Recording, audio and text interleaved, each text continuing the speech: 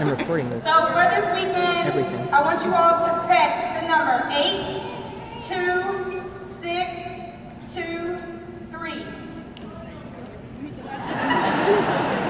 Text the word Virginia spelled out or simply VA, and you will get a response message back on how to get involved in the campaign, how to volunteer this weekend.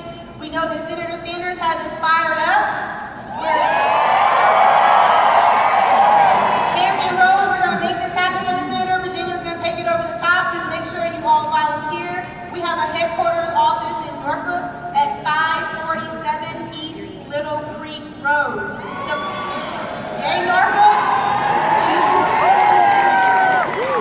Alrighty, y'all have an awesome evening. Next, I'm going to bring up the Honorable Delegate Michael Futrell, and he will be introducing the Senator.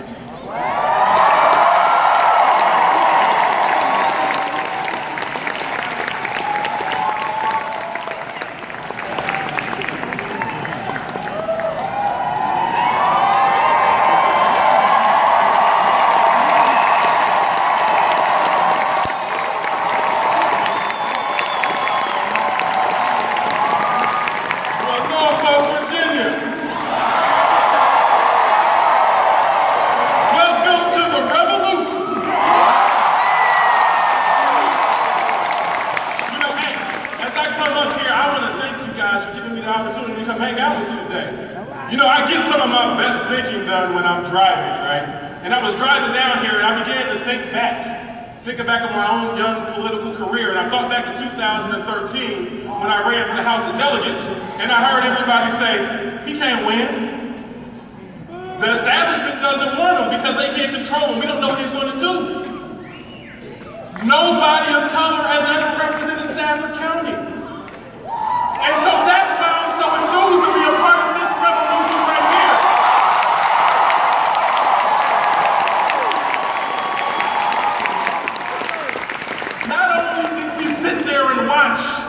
As the establishment put hundreds of thousands of millions of dollars into other races, and we watched them fall one by one, and the one race that happened to win was the young black kid that represented Prince William County and Stafford County.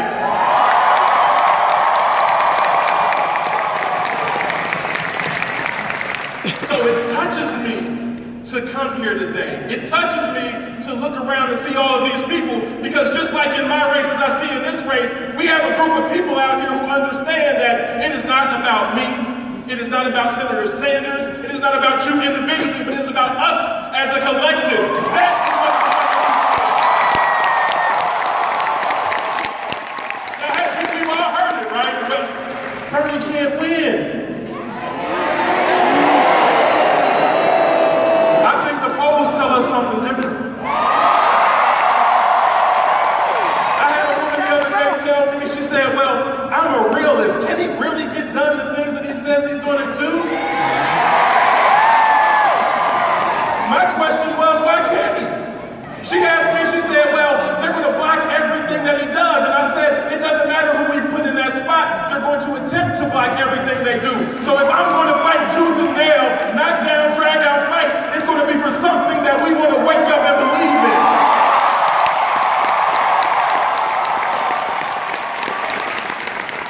This is about us. This is about the opportunity that we have. This is what a political revolution is. So as I stand here before you today, I want everybody to stand up, lift your voices to the rafters as we introduce our next president of the United States.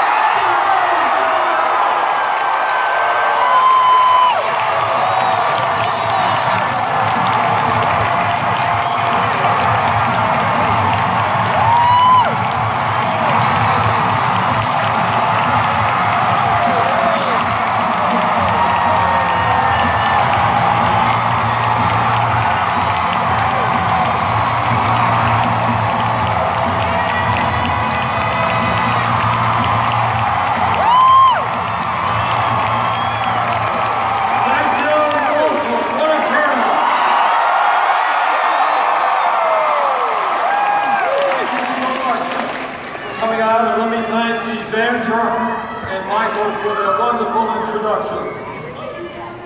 Let me just, you too. Let me just begin by picking up right away what Michael was just saying. And I will tell you, for no other candidate for president will tell you, and it is a very important point, not necessarily a pleasant point, not something that I feel good about telling you, but it's important that we discuss the truth. We got to deal with reality in America before we can go forward. Here's the simple truth. If I were to tell you, hey, elect me president, turn on the TV, relax, don't worry about anything, I will take care of it all. If I told you that, I would be lying to you. That's not the way it works.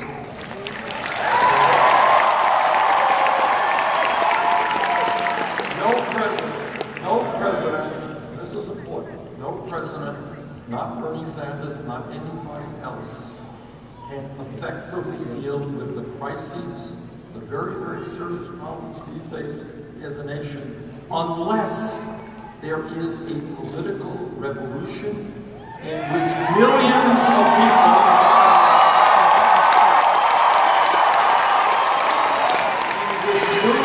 people understand that democracy is not a football game. It's not a spectator sport you watch and somebody else doesn't. People in this community where you have such a strong military presence, you understand that people have fought and died to defend American democracy. And guess what? You are that democracy, not somebody else. You are it.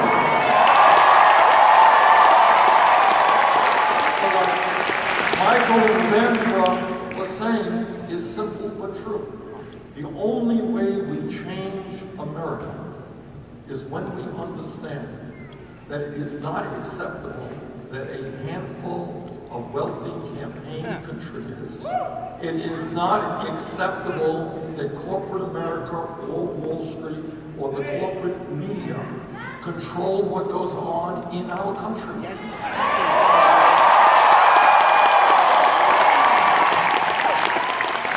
We need to radically rethink the way we do politics. Come on.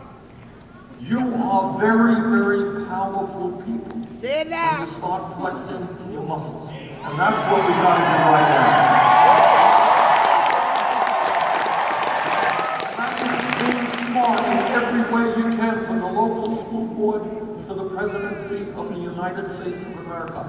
Our job is to make sure that elected officials are listening to the pain of the American people, and if they are not responding, they are going to learn what unemployment is about.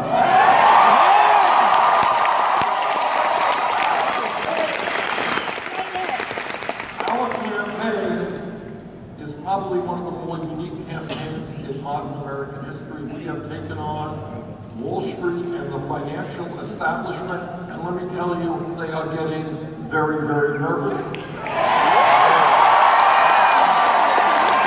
All over this country, in Virginia and every place else, we're taking on the entire political establishment who just love the status quo, but yet we have people who say, you know what, status quo is not working so good for us. We started this campaign at 3% in the national polls. We've been closing that gap, and it was actually a poll that came out last week nationally, which had us in the lead. We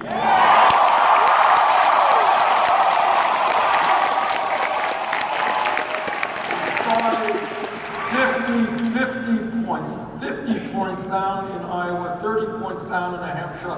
Just a few weeks, a month ago, we were way down in Nevada.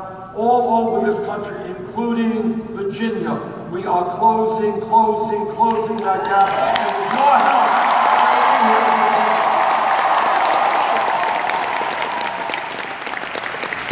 and I will tell you why our campaign is drawing large crowds, is gaining momentum all over this country. And the reason is pretty simple.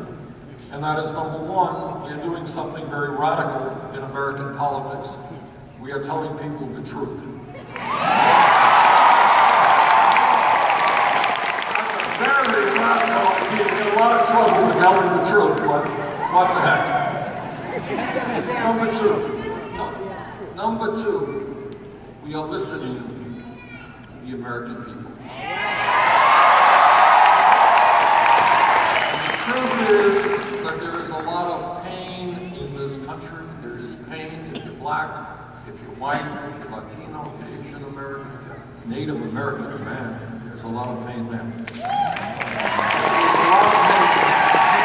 There's a lot of pain in this country. It's pain that the media is not going to talk about terribly often. They're worried about, political gossip, who's winning today and losing. But our job is to talk about the pain, to talk about the reality of American life, and to determine how we go forward. We are talking and listening to people who are making $9 or $10 an hour. And what they are telling me is, you can't make it on $9 or $10 an hour.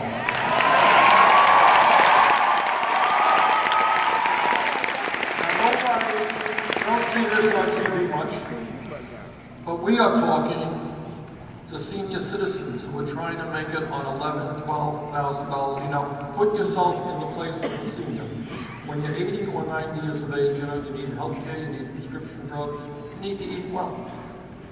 You can do the arithmetic, but if you're trying to get by on $11,000 or $12,000, you can't do that. And we're listening to those people.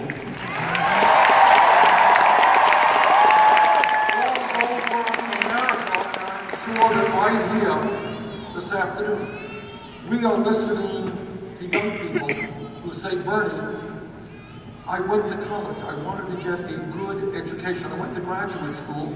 Now I'm paying off a student debt of $50,000 or $100,000.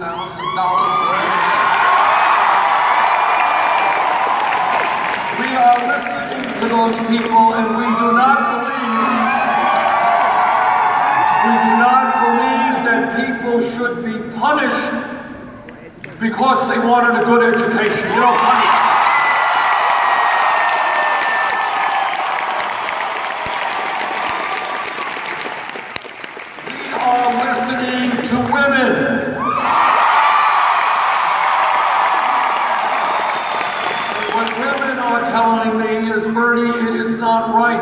That I am making 79 cents on the dollar compared to a man. And that gap is even wider for women of color. Unacceptable.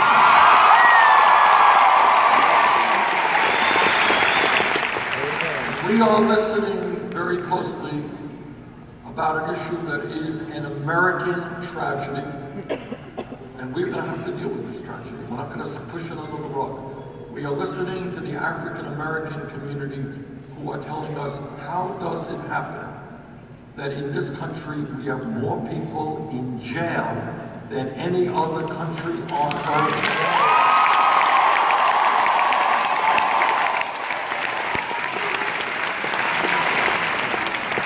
Disproportionately African American and Latino. We are going to change that reality. We are listening to the Latino community and others, and other undocumented people who are saying, Bernie, we are tired of living in fear and living in the shadows. We need comprehensive immigration reform and a path towards citizenship.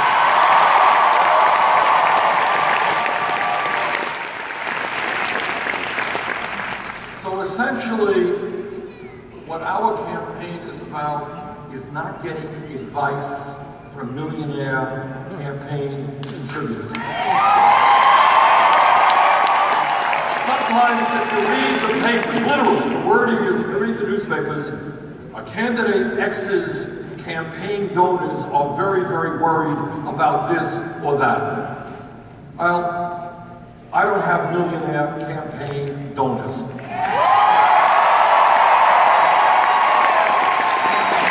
we are able then to listen to ordinary people. And I know a little bit about this. I grew up in a family that never had any money. My dad came to this country from Poland at the age of 17, couldn't speak English, no money. So I know a little bit about the immigration experience, and I know about growing up in a 3.5-room apartment in a rent-controlled building in Brooklyn, New York. I studied economics in college, but truthfully, the major economic lesson I learned in my life as a little kid in a family struggling to make ends meet. That is a lesson I will never forget.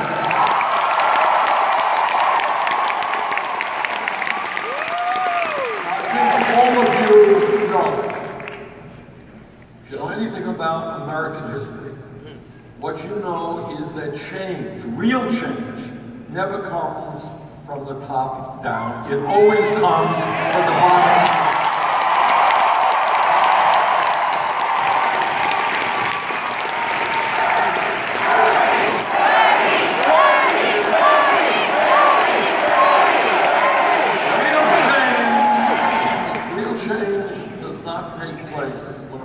Signs a bill or a Supreme Court renders a decision. Those are the results of the work done by millions of people in the grassroots level. You all know, I know you all know, that when our country was first formed by very brilliant people who broke away from England, at that point the only people who could vote were rich white guys. You all know that? Remember that? So the struggle of America from the inception, from the creation of this country, was to broaden democracy, going from wealthy landowners, white landowners, to include all of our people. And my God, what a strenuous, difficult struggle that has been. The struggle for civil rights in this country didn't come from a few people on top. It came from millions of African Americans and their white allies.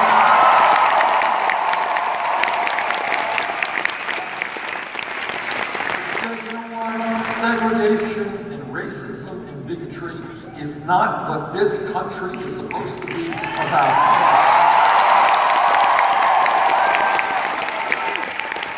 The struggle for workers' rights. It came when workers said, sorry, we're not going to be treated like animals. We're not going to be working 7 days a week. We have rights and we're going to form a union. Came from workers standing up. The struggle for women's rights. We forget, you know, how easy it is to forget. 100 years ago from today where we are, not a long time in history, 100 years ago, women did not have the right to vote. They could not, we forget. The idea of women becoming doctors, or lawyers, or scientists, not in a million years. Women were supposed to stay home and have babies, that was their job. But women said, sorry, not anymore.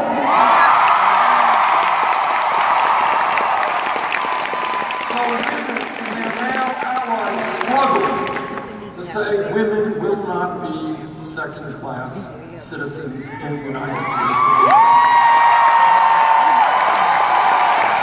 And if we were sitting here literally 10 years ago, not a long time at all, 10 years ago, and somebody jumped up and said, you know, I think in America, people have the right to love whoever they want to love.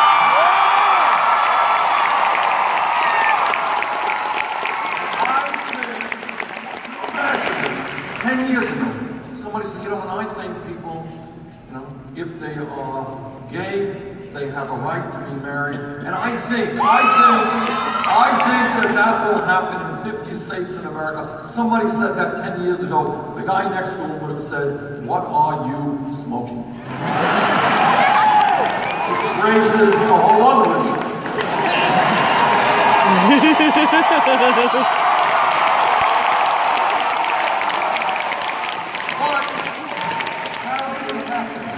What revolution is about, in a sense. I go in my own state of Vermont. I love you all to come up to Vermont. We're a beautiful small state. I go to the conservative parts of my state and I say, well, what do you guys think about gay marriage? For young people, by and large, it is no longer even an issue.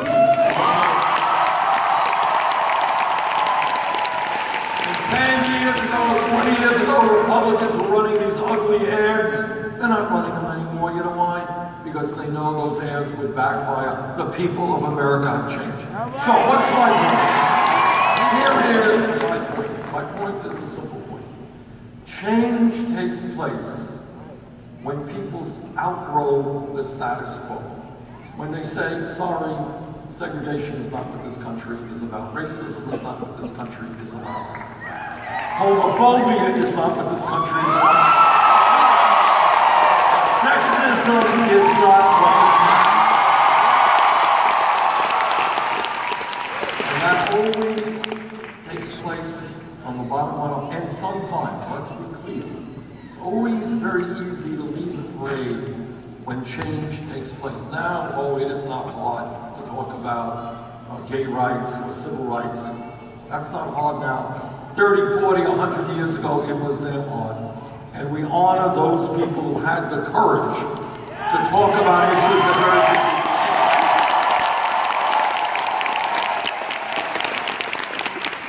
Now we are at a moment in American history where we have got to learn from our past history, and we have got to be pushing forward in a way that makes some people very, very uncomfortable.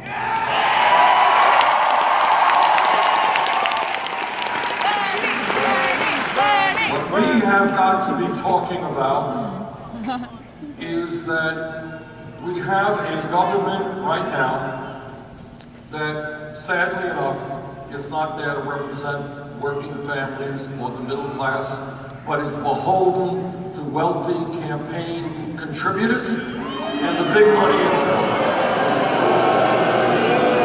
Do not kid yourself.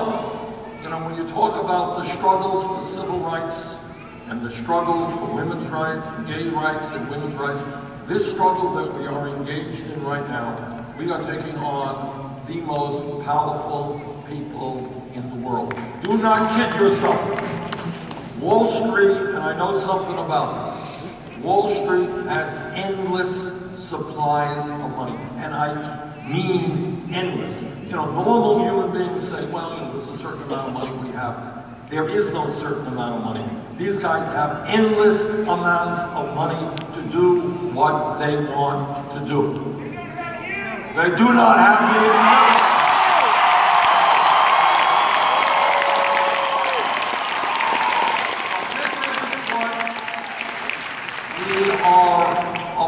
So let me give you an example. One of the areas where my opponent, Secretary Clinton, and I have a strong disagreement.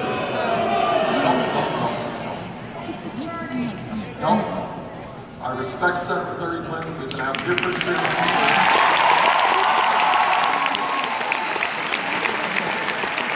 Now, an issue that is of enormous consequence to the American people, but that the media really does not cover anymore. And I want you also, when we think about making change in America, understand the role of corporate media, who understand who owns corporate media, understands the intrinsic conflicts of interest, what will be discussed, what will not be discussed. For example, we have had, for 30, 40 years, a disastrous set of trade policies in America. Now, trade is not a sexy issue. And a lot of people don't even know what I mean by trade. What do I mean by trade? For the young people, let me just say this. There was a time in this country, 40, 50 years ago, when if you went into a department store, you would buy products manufactured in the United States of America.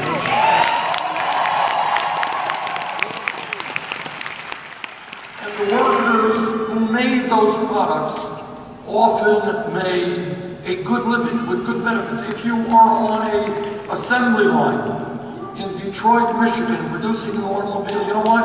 You made good wages, you had good benefits, and you had a good union working with you. But what has happened over the last many years is we have seen factory after factory shut down in America. Those jobs go to low-wage countries. Corporations go all over the world, figuring where they can get the cheapest labor possible.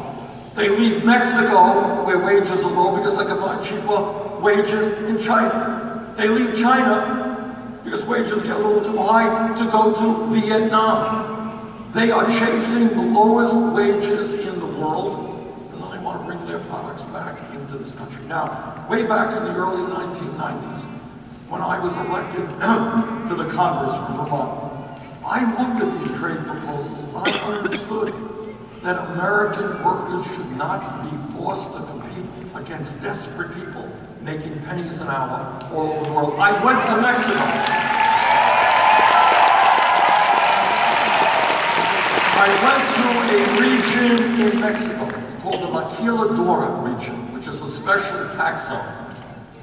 And I saw the workers there who were working in these shiny, beautiful American factories. Beautiful factories.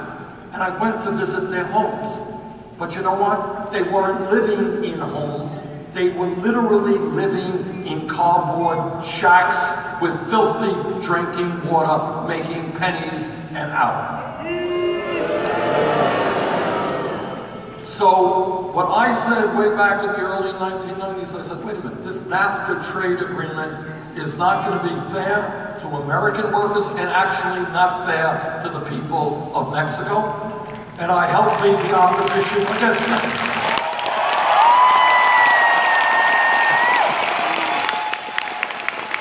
Secretary Clinton, who was then First Lady, thought that NAFTA was a good idea. I was right, she was wrong.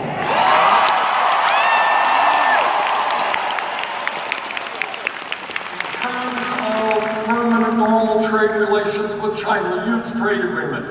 No, I did not think it was appropriate for people in our country to be forced to compete against very low-wage workers in China. The result of that trade agreement is that we have lost millions of decent-paying jobs. And when you go shopping, as often as not, what you're buying is a product made in China. So we need, in my view, to tell corporate America that if they want us to purchase their products, you know what? They're going to have to start manufacturing those products in the United States of America.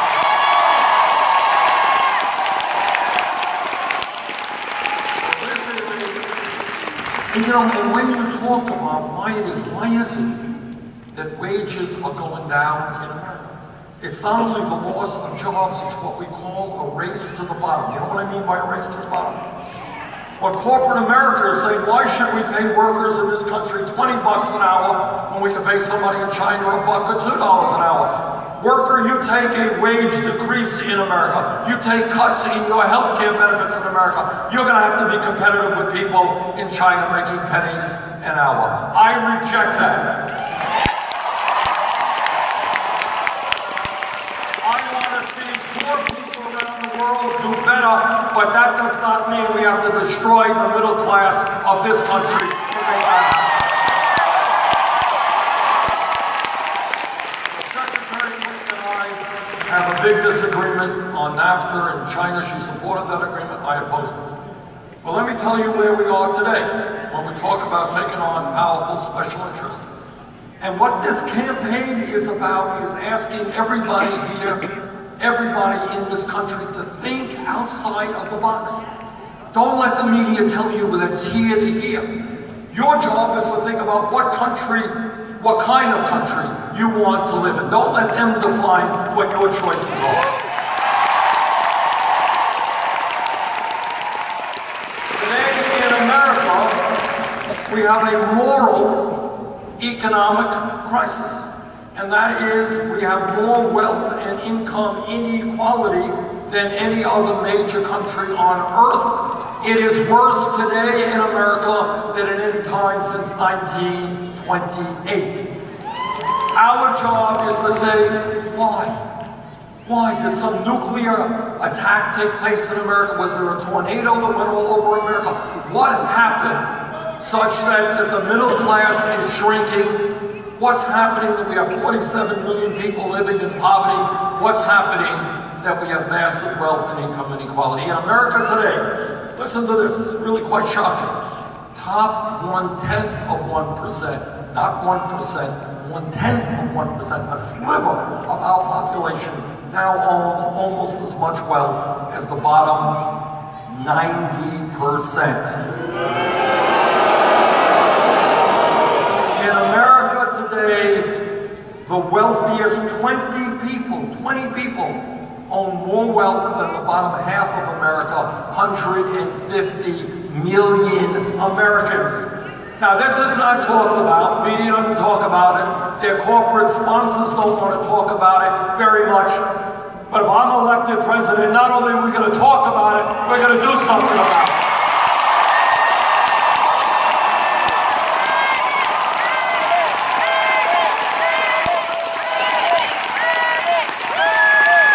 I want to tell you something else when we talk about wealth inequality. You hear a lot of Republicans in Virginia, all over this country, talking about welfare abuse, poor people cheating the welfare system. You all heard that? All right. Today in America, let me set you straight on this.